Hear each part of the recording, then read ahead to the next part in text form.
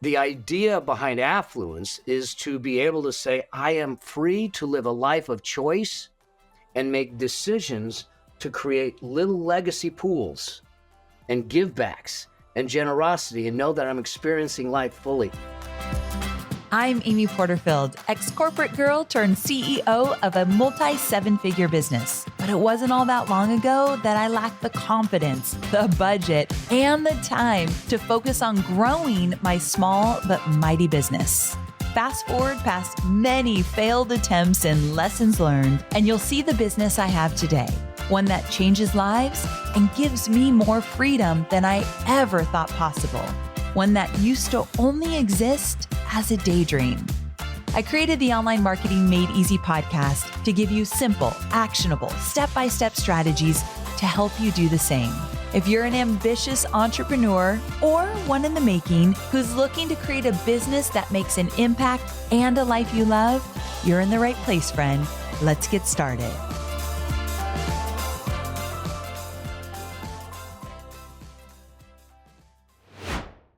Well, hey there, friend. Welcome back to Online Marketing Made Easy. Thanks for tuning in and spending your precious time with me today. I appreciate it more than you know. Now, today we're talking about one of the most popular topics that I've shared on my podcast, money. And my guest today is not only a seasoned CPA, but he's also a successful entrepreneur himself, having built, bought, and sold multi-million-dollar businesses. It's safe to say we're in good hands today. His name is Mel Abraham, and I'm excited to have him on the show because he's going to share two simple yet powerful concepts that he coaches his own clients on. And so you're basically going to get a front row seat to Mel's coaching methods. He's also going to talk about his tips to lay a strong foundation in your business so that you're set up for success for years to come. Now, to say that Mel is a brilliant mind in the world of money would be a massive understatement. But I have to say, one of the most incredible parts about Mel's journey is how he tackled life and his business after a cancer diagnosis. That was really, really scary and not too many years ago. While undergoing treatment, he saw the financial struggle that small business owners were having with the start of the pandemic. So it was around that time.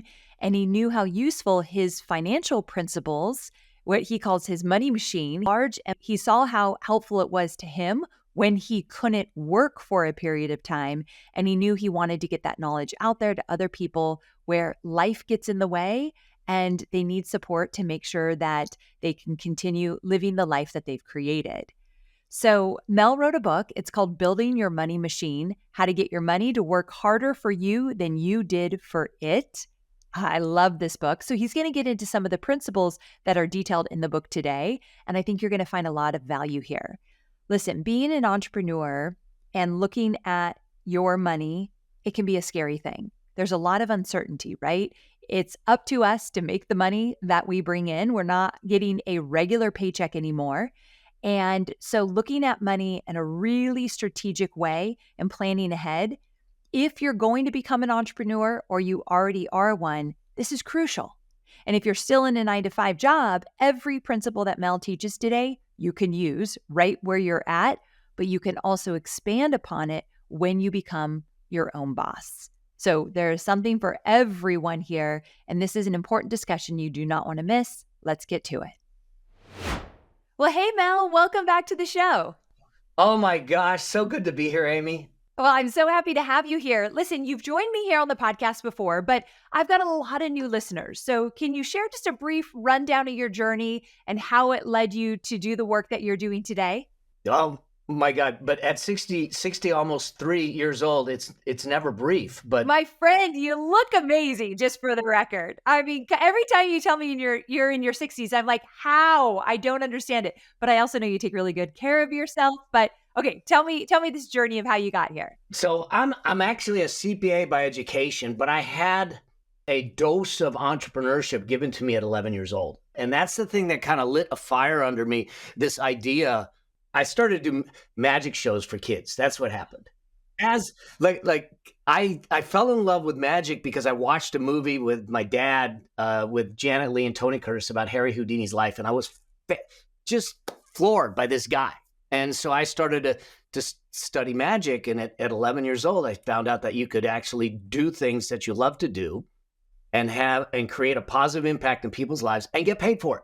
What a concept. Oh my God. The only thing that I didn't get right then is that and you teach this, is that you got to know your market.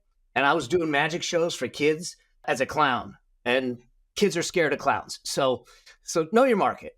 But I never let go of that idea of how do you do this? But I went to school, I became an accountant, and then all of a sudden I found myself in a box. And I said, I'm meant for more. I want to help people live a life that's better. And so I left, but I went to go do things on my own in my own way and build my own business, build my own practice, and understand business. And so for decades, I have helped people build their businesses, but more importantly, use their businesses to build their lives, build their wealth, and to live a life. And I did it as a single full-time dad. So I had to figure out this balance, which is where a lot of this came from. Was, how do you, I was taking care of my son at his 6 years old. I'm trying to build a business. I'm on the treadmill. I'm running like crazy. I think it's going well. I think that it's wonderful. I think that, we're getting clients. And all of a sudden, Jeremy comes running in. He says, Daddy, I drew a picture of you at school today. And I bend down. I take the picture, and it's me and blue felt tip pen, a stick figure, a lot more hair. And there's 2 computer screens and a phone in each ear. That would have killed me. And it was a mirror into my soul that had me start to realize that I was screwing up the greatest gift that was given to me. And this struggle of, can the dream to be the entrepreneur, can the dream to serve people coexist with the desire to be a good dad, the desire to be a good parent, the desire to live a life. And that's what got me to start thinking about, well, for me to do this, I can't be on the treadmill all the time, and I have to get off. And that's what kind of gave rise to, how do you do business differently? How do you do money differently? How do you do life differently so we get to experience it each and every day? And that's kind of what gave birth to some of the things that I'm doing today. And it came full circle to understand the importance of it because of health issues and all that stuff that we can talk about. But that's really the catalyst, was at the hands of a 6-year-old boy. That's very powerful. But in addition to that, you also had to go through a cancer journey. And I know that your cancer journey got you to where you are today in terms of your message and what you're doing in your next chapter, which we'll talk about as well. So tell me a little bit about how the cancer journey has affected who you are and how you show up in your business today. Oh, man. So it was June of 2019. Life was wonderful. I've got a beautiful, wonderful wife. You do. I love her. If y'all ever thought I couldn't sell, just check out my wife, because somehow I sold her. She is pretty amazing. I was masterminding. I'm doing well. I'm flying home on a private jet, and it wasn't mine, but I step off this jet, and 2 weeks later, I found myself in a hospital bed with a surgeon look at me saying, there's a 5-centimeter tumor in your bladder, and you have cancer. I mean, I'm not a smoker. I'm not a drinker. I work out. I had a sweet tooth, but I had this healthy life. No one in my family ever had cancer. How? And in the moment, the whole life got turned upside down in a moment. So I was sitting there with my son on one side, my wife on the other side. I said, life has changed. And I said, we have to shut everything down, and I have to focus on healing. It didn't come that easily. It literally was a Friday. On Saturday, Stephanie and I we cried all day till we had nothing left. And on Sunday, I said, these are the cards I've been dealt. How are we going to fight this? And so I had to shut everything down. And so what was born out of a 6-year-old's drawing was brought back full circle in 2019. And that is this idea of, how do I make money without having to be on the treadmill? And I had created what I call a money machine, which is what the book is about, that allowed me to support my life without draining savings accounts, emergency funds, selling things, doing things. So I fought the cancer medically, physically, psychologically, energetically, but I didn't have to fight it financially.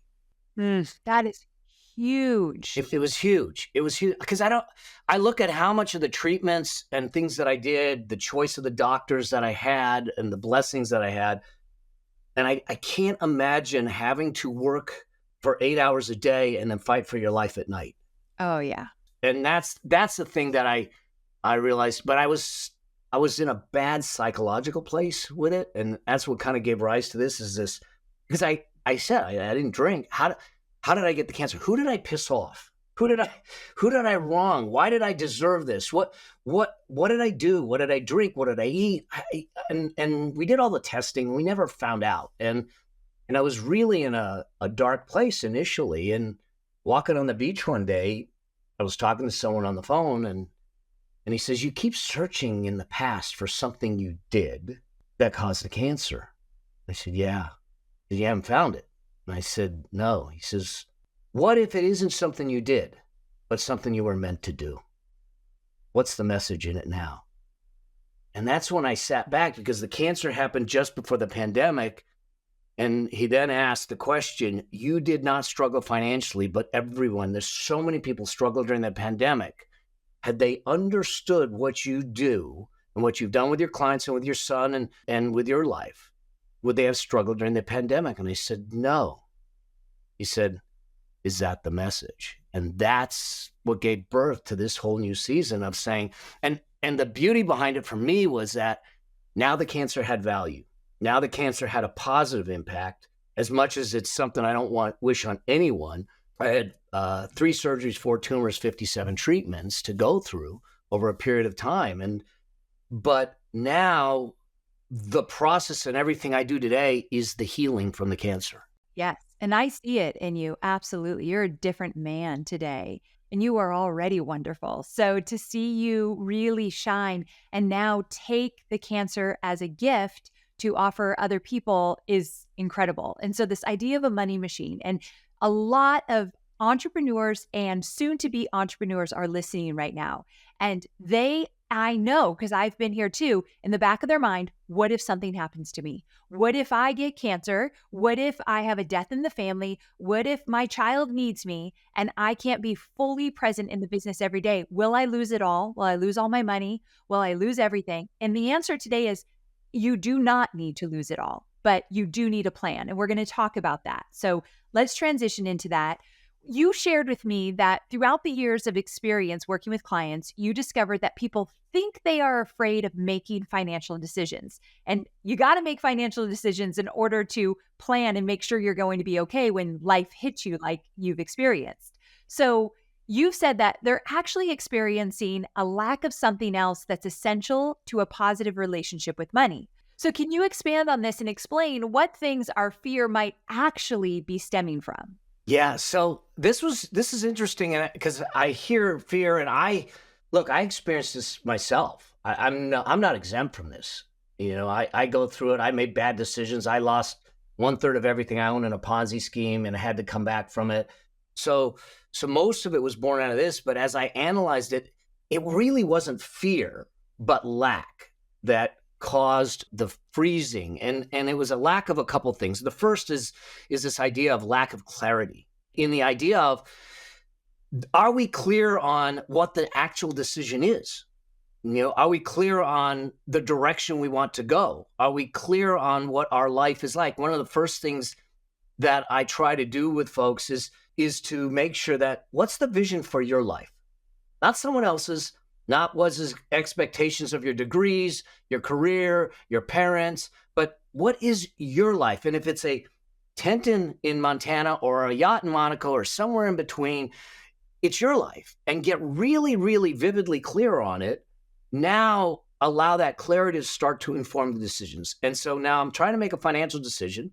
If I'm not clear on the potential outcome, the risks, what the actual decision is, then the first thing is to get clarity. The second thing about it is a lack of information, which, and this can be a hot topic, I think sometimes, but when we rely solely on advisors and where we take our advisor and we put them at the steering wheel, at the helm of the ship, our financial ship, versus having them as side by side with us where we're running it, but they're informing us, what happens is we don't have enough information to make the right decisions. And because of that lack of information, we freeze or we don't make the decision, or we interpret it as fear. And now we don't move forward because of that. And that's the second lack. The third lack is, quite frankly, a lack of commitment. Is this idea of, are we committed to a financial journey? Our wealth creation, our ability to be financial free. First off, I think it's within grasp of everyone. It doesn't mean it is easy, especially, I don't want to sugarcoat it. It can be really difficult depending where we're starting from. But it is simple if we understand the principles. But it is driven much more by our behaviors and our choices and our decisions than it is driven by our money. There's a study of 10,000 millionaires, 79%, 8 out of 10, are first generation. They created it. 31% of them never made much more than $100,000 during their careers a year. And so it's not the money, it's what we do with the money. And so when we're committed to it, we'll be committed to a behavior. We'll be committed to the choices and doing the things that actually create the wealth to do that. But commitment isn't enough.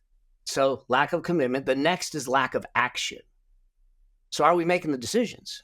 Are we doing the things? Are we actually doing the things that we're supposed to be doing to create the wealth?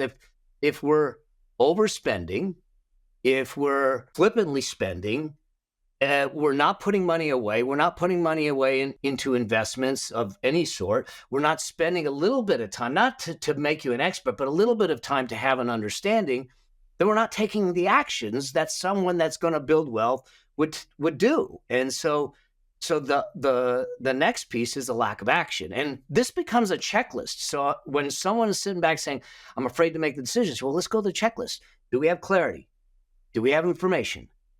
Are we committed? Do we have action? And then the number 5 is a lack of support.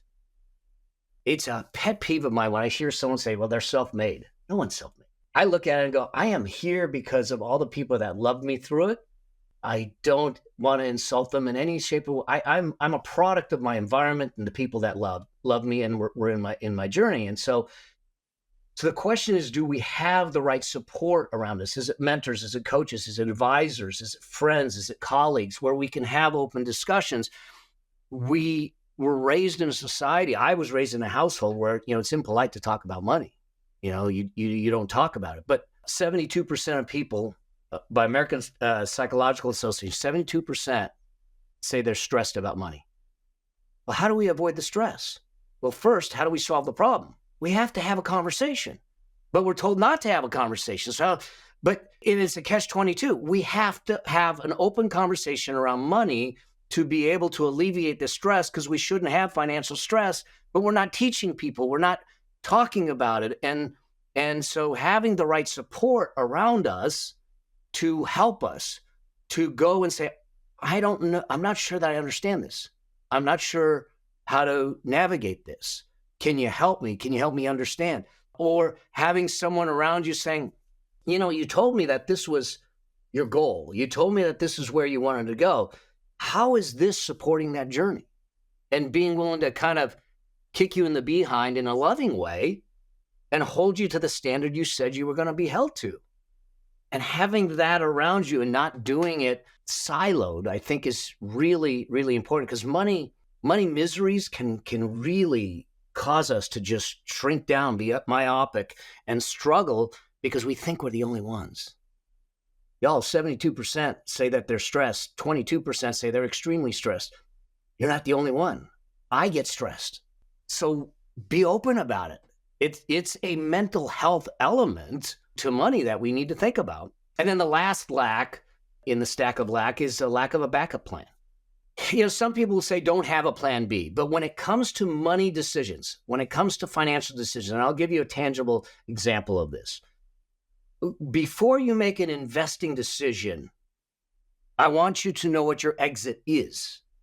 So we know how are we getting out of it before we ever get into it. My son came to me and he says, I'm thinking of buying a house in Lake Tahoe. I want to use it as an Airbnb. I said, great. Here's how I would look at it. How does the house pencil out as an Airbnb? Does it make sense? Great. Makes sense. Now, let's assume that the city council tells you can't do Airbnb, can't do short-term rentals anymore. How does it pencil out for a long-term rental? Does it make sense? Great. All right. Now, if you decide you don't want to do a long-term rental, how does it pencil out on a flip? Now, all of a sudden, you have three alternatives before he ever entered, and he ended up not doing the deal because it didn't make sense. And he said, I have one way of making money, and I don't have an exit plan. And so when we go into it and we say, I have 2 or 3 ways that this can go, and I have the plan in place to make it happen, it settles you down. It gives you some peace to sit back and say, I can make the decision, you know? And so those are the things that I think we interpret as fear, but they're just something that's missing, that's not standing in the way of us making a financial decision that can move us forward. Now, you talk about this lack stack of fear. So all these things we just talked about, no backup plan, lack of support, lack of action, lack of commitment, lack of information, and lack of clarity. So is the lack stack of fear do we experience them in different stages of our lives and careers? Like, how are we affected by this concept over time? Yeah, so I think that it actually comes back, like it raises its head depending on the magnitude of the choice. Like if we've been here before, I've been here before and I've gone through this checklist, I know what I need to do and I have a process. For instance, 2005, I got into an investment. I didn't have a set of rules in place that really was effective. That investment turned into a Ponzi scheme. Lost 1/3 of everything I owned. Me and 2 buddies lost $4.5 million. It caused me to shrink down and say, first off, I'm a financial guy. It should have never happened to me. I'm a loser. I'm an idiot. I shouldn't be doing this. Give up your license. Do all the things, I mean, the stories that you came up with. So what I had to do is that all of a sudden, this whole stack of lack came running back into my life. The next financial decision, all of a sudden, instead of me kind of going into it confident, it's showing its ugly head again. And I'm going, uh-oh. So I had to be very deliberate and say, all right, do I have clarity? Do I have the information? And so I think that it will transition, but you are going to see it rear its head when we start to step out of our comfort zone and make larger decisions or even life decisions. After I got diagnosed with a cancer, going through and saying, I need to make sure the trust is set up because now all of a sudden, aside from surviving the cancer, my focus turned towards how do I make sure that Stephanie's taken care of and Jeremy and Cammie are taken care of? And have I done it right? Do they have the tools? Do they know what to do? And so all of a sudden I'm going through this whole stack again, but it was for a totally different reason. So I think that I don't want to say it's a struggle that will stay constant in our life depending on the level of decision we're making, but it is something I think that will show its head every time we step outside that comfort zone and something's unfamiliar. We just got to fall back and say, this is the checklist. Let me go through it. And now I can get comfortable. Absolutely. And it's normal. It's normal to have all those fears. And we've all made financial mistakes. Hobie and I were screwed out of $250,000 years ago for an investment we did. And I made it mean a lot of things as well. I was really scared to get back into the game. So I wish I had this guidance here because we all make mistakes like that. And that doesn't mean we are bad people or we are bad with finances. So I'm glad that you bring this up because there can be a lot of shame tied to it. And then that doesn't serve us well. No. And so the key is this: find responsibility, not blame. Yes. Yes. And we could have done a lot of things different. Like we learned a lot from that we don't do anymore. We didn't do our due diligence, and that was very clear. So I think this idea of the lack stack of fear and using it as a checklist would have been immensely helpful. So yes. All right. I want to switch gears just a little bit and talk about your concept called the wealth priority ladder, which is essentially how someone's money should be working for them and in what ways. So can you expand on this and how it's helpful to someone who's on a wealth building journey? Yeah. This is probably one of the most important things to do.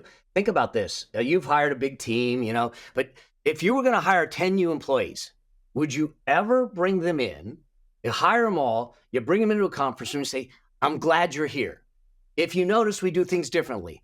I don't give you any space. I don't give you any titles. I don't give you any roles. I don't give you any goals. I don't give you any tasks. I don't give you anything, but I want to double my business in the next 12 months. Let's go do it. I can't imagine. No, but that's what we do with our money. So the problem is that we manage our money from the checkbook versus a plan. And so when we go to hire those employees, we already know the role, we know the goals, we know the title, we know exactly what they're doing. We need to do the same thing with our money. Our money needs to have a job description. Every dollar has to have a job description before it's earned. Before it's earned. Okay. It's not even when you get it into your account. No, because when it's in your account, your emotions can get involved. Oh, yeah. And now all of a sudden it's burning a hole and temptation and all that stuff. So it's before it's earned. And it does some magical things. Like if you do, now some people will say it's a budget. I don't like the term budget. I call it a cash resource plan. And the reason for it is a budget's like a diet. It feels like deprivation. It does. This is about permission.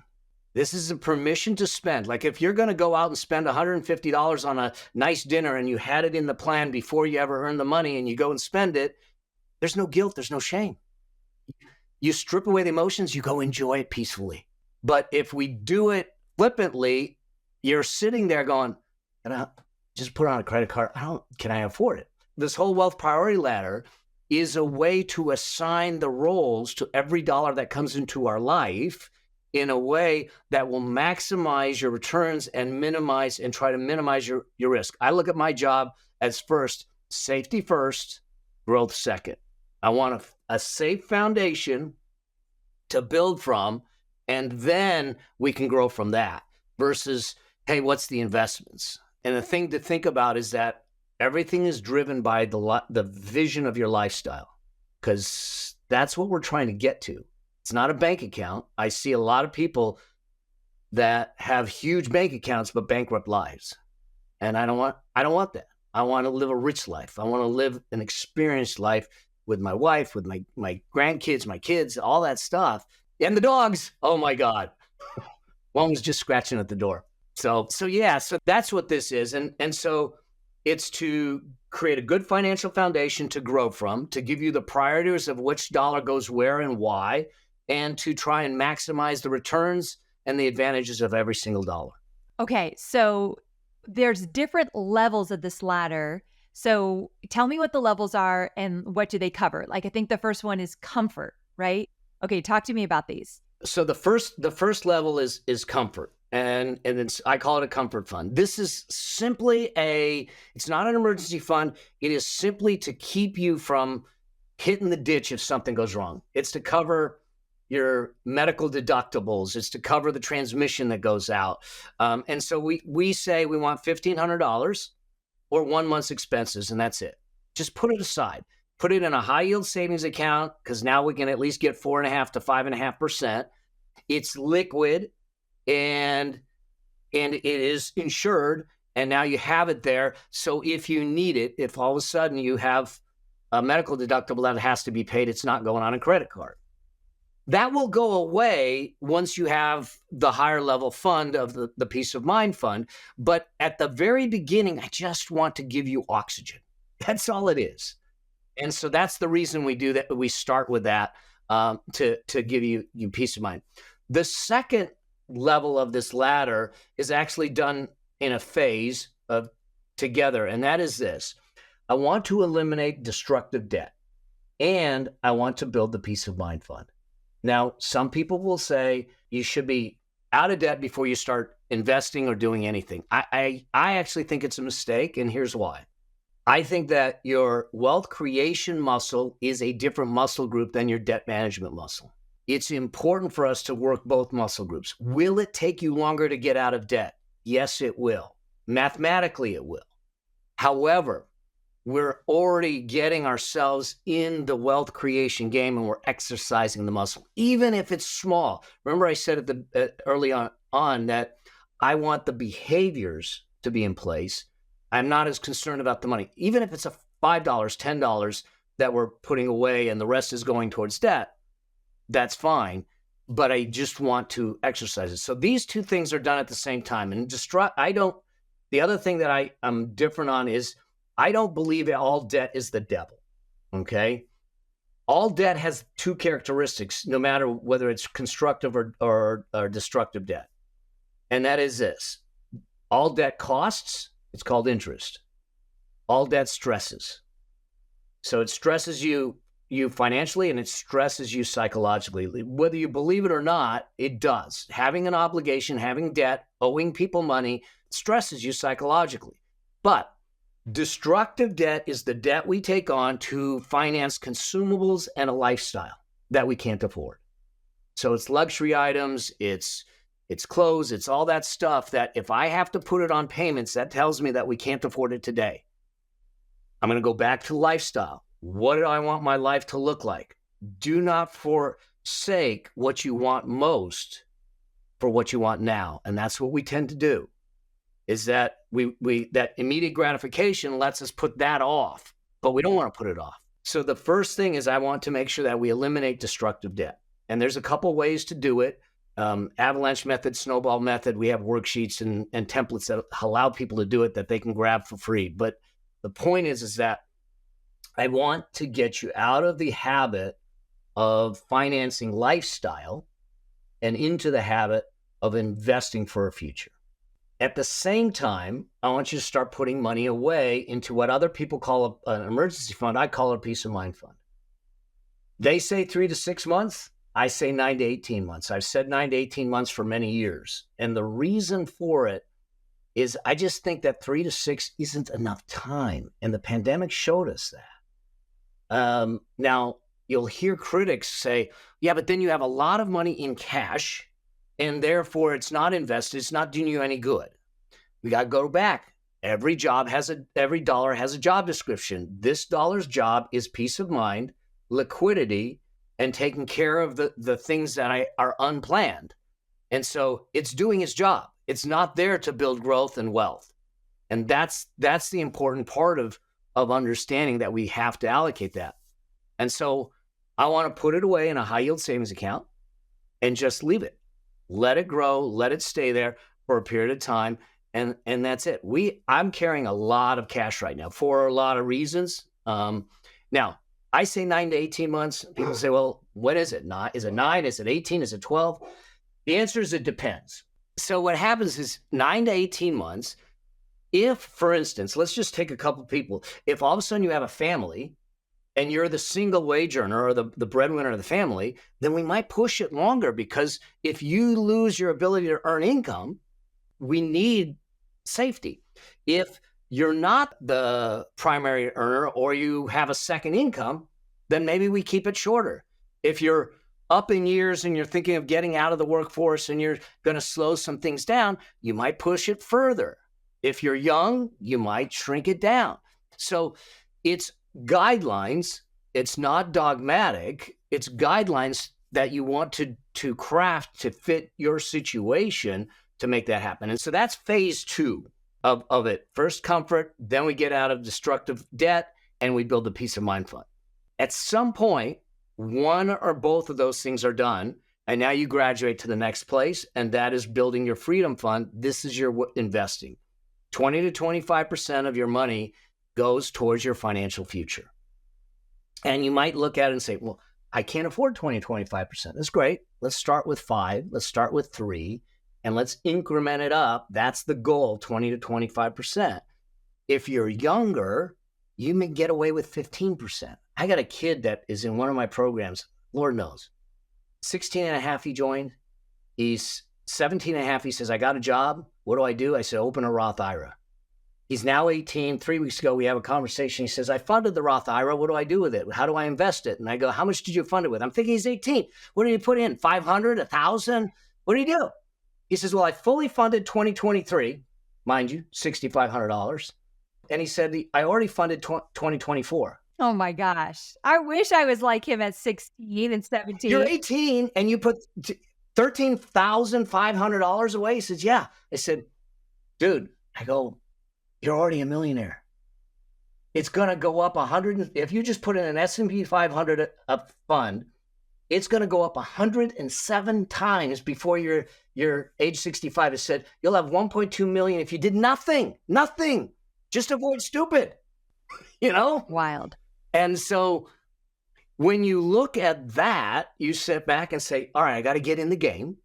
Now, I can go into a little more detail of what that investing looks like. There's little subcategories. Where do you go first? If I have 20 to 25%, where do I allocate it to? The first thing that I want everyone to do is get their free money. So if they're working in a job and the employer is matching a 401k, you got to get the match. And I can't tell you how many organizations I go and speak to, and they're not participating in the 401k. I go, let me ask you something. If I came in here and started dropping $100 bills, how many of you will all pick it up? And they go, I would. I said, if I needed you to drop a $100 bill and then I drop one on top of it, would you pick both up? They said, yeah. I said, then why aren't we doing it in the 401k? So the very first thing is to get the free money. And so when we first start investing, do I have a 401k where a company matches? If the company matches, let me make sure that I at least get the match. It's 100% return on every dollar by doing that. That's the first stage. Then the next stage is to sit back and say, just like I did with this 18-year-old, is to look at Roth IRAs as an investment vehicle. Now, you are limited to it because if your income is too high, you're not eligible to just go directly into Roth. But why do I want Roth? Because it's tax advantage. I'm going to not get a tax deduction, but everything I goes into it is 100% tax-free when I get it out. This is the big hoopla behind Peter Thiel. Peter Thiel bought his PayPal stock in a Roth IRA. It's now worth $1 billion. When he takes it out, he will not pay a dime of tax on it. Wow. And people are up in arms. I said, but everyone has that opportunity. We just aren't instructed to do it. So the very next stage is, if I'm going to invest money, put it in a Roth IRA. You can put $7,000 in this year and get that money working for you, because when you take it out, you'll never pay tax on it. Those are the first two stages of investing. And then I come back to the 401k and say, let me max out the 401k. And we can go 23,000 this year on it and up to 30,000 if you're over 50. So that's the beginning stages of investing, but there is a hierarchy, just like a recipe, just like you're baking something. You need to know the ingredients, you need to know the amounts of the ingredients, and you need to know the order in which to do it. And that's what this is doing, is telling you specifically, here's what to do first, here's what to do next, here's how to stack it up. And I go into a lot of detail into it in the book, where we break down every little piece of that to use it as the recipe for building wealth. Nice. Okay. So once we come out of that and we know that we're investing 20 to 25%, now we'll look at, should we accelerate our mortgage pay downs? Now, I want everyone to be debt-free in their later years, but how I define debt-free is a little different, because I'm going to be fully transparent. I have a loan on this house. By my age, I want people to be debt-free. The reason I'm not debt-free is because the loan on this house is at 2.75%. Dang. So I have the money that I can write the check to be debt-free in an account earning 5.5%. So I'm sitting back going, I'm effectively debt-free, but let me keep the liquidity just in case. So I define debt-free as the capacity to be debt-free. Cool. I get it. Yeah. And now, in a time like now, if you just got a home loan and it's 6-7%, now we might want to accelerate those mortgage payments and start getting ourselves out of debt sooner. Yeah. Okay. Makes sense. Then I get to college. This is a little bit of a hot take, because parents, hear me on this and let me get through it, is that you're not responsible for putting your kids through college until you've taken full responsibility for your financial future. Here's why. A kid going to college, there's a lot of options to finance it. There's scholarships, there's grants, they can get involved, there's work programs. We want to get our children involved early to understand financial choices. They don't get to choose a college just because of the mascot. they're going to be involved in it. Now, they might have to go to community college. There's a lot of different ways to do it. But even then, you sit back, the kid may not go to college. The kid may not finish college. The kid may sit back and say, I'm going into a profession, and you're putting all your focus on college. But there's this other thing out there, and that's your retirement, your financial future. That's coming. That's a guaranteed coming. There's no other ways to finance it. You don't have options. When you get there, if you don't have enough money, then your only options are your kid's couch or government assistance. Neither one sounds appealing. So what I want to do, and when I say this, I said, let's make sure the certainty of your retirement and your financial future is taken care of before the uncertainty of their college experience. And now we can come back to it and say, all right, how do we want to pay for college? How do we want to help them with college? Student loans is an option, but I would not ever go beyond. Anytime we make a student loan decision, it has to be looked at through an ROI kind of thing. I have a friend who wasn't happy with the conversation when I told him this, because he went and got a PhD in art history and $130,000 in student loan debt to get a museum salary at $25,000. So my rule is no more than 18 months of your starting salary. So he should have never gone above $30,000, $35,000 in student loan, because then he has the opportunity to get out from under it. Otherwise, he's buried. And how's he going to get out from under it? He's not going to be able to get a house. He's not going to be able to get anything. It's a struggle and that type of thing. Now, hear me out. I think that it's a whole nother discussion. I think that a lot of the financial aid offices are to blame to take these 18-year-olds and have them sign on dotted line without the understanding of the commitments. But nonetheless, that's what's gone on out there. Or you have someone that I heard on a talk show, he's $300,000 in student loan debt. He went to med school and he didn't pass the boards. So now he's a biology teacher at a high school with a $300,000 student loan. So the college experience is an experience, but it's not something that we should be running into debt for. And we have so many ways to cover it that I put it as a separate phase in the ladder because I think it's optional. And it's optional until you have your stuff put together, because the greatest gift we can give to our children is to first teach them to be financially independent. And the second greatest gift is for us to be financially independent, because if we're both financially independent, neither one of us are knocking on each other's door. And so that's how this was built and the psychology behind it. And then the last piece of the ladder is affluence, is living generously. I have a very different definition of legacy. Legacy, we talk about as what I want to leave behind for people. We don't build things to leave behind to make it legacy. We live each moment fully to make legacy. Legacy is created every moment. It can be a smile. It can be, I'm proud of you. It can be something else. And legacy is less about what we give them, but more about what we leave in them when we're through. And so the idea behind affluence is to be able to say, I am free to live a life of choice and make decisions to create little legacy pools and give backs and generosity, and know that I'm experiencing life fully. You know, Stephanie and I, we look at things and say, how do we want to experience it? Especially now knowing that, hey, after the cancer, you know, God willing, it never comes back, but that we all have a limited number of slices of life, and may they be many. The question is, how are we going to spend them? How are we going to spend them? And I just look at it and say, the reason we want financial freedom is not because of the bank account. The reason we want financial freedom is to have choices in life, to spend our moments of life the way we want. And that's really how I define affluence. Amen to that. I love that. Okay, so wow, we just covered a lot, and I know that there's so much you want to get in detail about and really help people understand how to take action. Well, you created a book to do just that.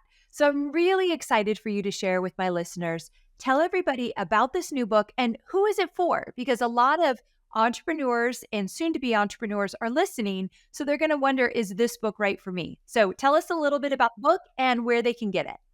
So the book's called Building Your Money Machine: How to Get Your Money to Work Harder for You Than You Did for It. Love it. Great title. Oh man, here's the book was born out of a keynote speech that I did, and then the person that had me, it was a couple thousand people in the audience, and he said, "We have time. Will you do a Q&A?" And I did a Q&A. And after 30 minutes, I came off stage and he looked at me. He says, "You're in your head. What's going on?" And I said, "There's a lot of angst. There's a lot of pain. There's a lot of fear out there. And I got to figure out a way to solve it. And the only way I could solve it was to write a book, to give them access." And this book, I put the whole process in there, from designing your life to living a legacy to the ladder, the investing, the whole process of how do you build your money machine. And the whole idea is this: I want to make sure that you guys get to a point where you live a life that you get to live and not have to live. And that the way to do that is to know that my money is generating more money for me so I can make choices. And now I'm a work optional, and I do some things. I want to be able to have the conversations around fear, around the money stories that we're not having, because when we eliminate those obstacles, we actually can move forward. And we see that just taking simple steps regularly over a period of time will make a dramatic impact on our finances, on our money, and you become a financial inflection point to your whole family tree. I wrote the book. Originally, I was going to write the book solely for entrepreneurs. And then I realized that there's a whole lot of folks that I would leave out by doing that. So the processes work whether you're an entrepreneur or not. Why they're even more meaningful for entrepreneurs is this idea of, we were raised in an industrial environment, industrial kind of thought process of earn, earn, earn. Get a job, go build a business, go get a job. Make money, make money, make money. And the drawing from Jeremy made it really clear that making money wasn't enough, because I was making good money, but I was screwing up life. I was making good money, but I wasn't doing money good. And so why it's written this way is to allow people, whether they're in a job or building a business or just starting out, to get on the journey and the path to financial freedom in a way that's manageable, that's understandable, that's simple, and allows them to say, just get on the path and stay on the path, and I can get ourselves there. And in there, I do a lot of drawings. So there's frameworks in there that I created that will give you diagrams. Not, you think from an accountant, you're going to see columns and rows and all these corporate diagrams. They're not. They're hand-drawn kind of diagrams to simplify the idea of investing money, financial freedom, and build the path. Give you worksheets and tools to make that happen. And then we give them a whole lot of resources, because here's my editor started to type away. And one day she sends me a text and says, "We need to talk." I said, if I got a "we need to talk" text from my wife, I knew that it was not a good thing. So what do we need to talk about? And I get on the call with her and she says, "I started typing on all your content, and all of a sudden I'm at 285,000 words. I go, "I thought we were done with the book." She goes, "Yeah, but your content." I go, I said, "Send it to me." We stripped a lot of it out and made it additional resources. So they have the ability to, so if someone is trying to go deeper on how to get out of debt, there's a resource to actually go deeper.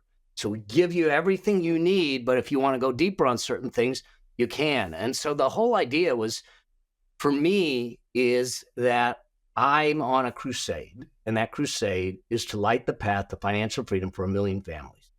That's what this new decade of my life is. It's the way I want to heal the cancer and make it valuable. And the book's the first step in the journey. Well, it's a beautiful piece of work, my friend. Where can people grab it? You can go to mymoneymachineBook.com, and there you can get the book, and there's other wealth resources and tools and trainings there that come along with it. mymoneymachineBook.com. All right. Thank you, my sweet friend, for being here. This has been an education and also just really powerful for those listening. So I think that we did a good thing today. So I appreciate you being here. Oh my God. Thank you for having me. It's a gift to me and a blessing. Bye, friend. Wow, we just covered a lot. Mel has such a wealth of knowledge, and I love that all the money advice he shares, he's experienced it, So it's practical, it's easy to grasp, and it's actionable, especially if you get his book. You will have the plan.